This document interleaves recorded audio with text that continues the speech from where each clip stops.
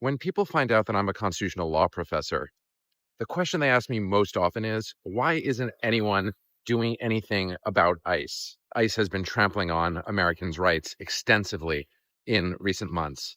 It's not just that they're grabbing up people on the basis of their looking Latino and speaking Spanish or working in jobs that they associate with potentially undocumented people, which is bad enough. It's that ICE agents wear masks, don't show identification, stop people on the street, grab them up, and put them into SUVs. According to a report in Wired magazine, it's gotten so bad that the FBI itself issued an internal memo warning criminals impersonating ICE agents were abducting women on the streets. Now, to be clear, lawyers are trying to fight back against ICE, but they've run into three kinds of serious obstacles. The first problem is the Supreme Court. In a decision in September, the court outrageously said that ICE agents can detain someone, quote unquote, briefly, it's not actually briefly, to find out if they're citizens, if a set of circumstances exist to give them, quote, reasonable suspicion that the person might not be documented.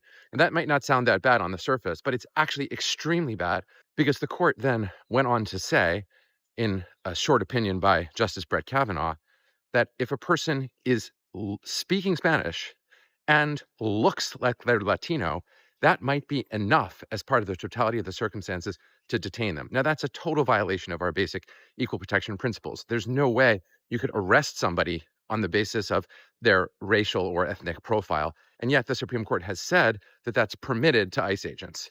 Then there are the loopholes that the Trump administration is exploiting to enable ICE to do what it's doing. For example, ICE agents are supposed to have a warrant when they grab people up.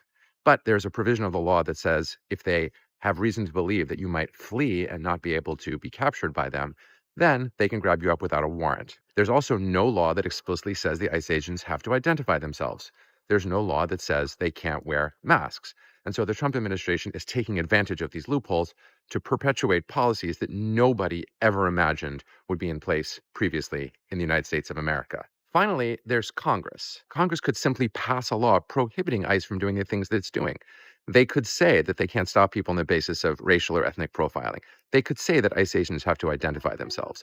They could specify that ICE agents always have to use a warrant. And they have done exactly none of those things. So what can we actually do about ICE? We have to make ICE's conduct into a major issue in the 2026 and 2028 elections and pressure our elected officials, and in particular Congress, to make this a priority and change ICE's practices.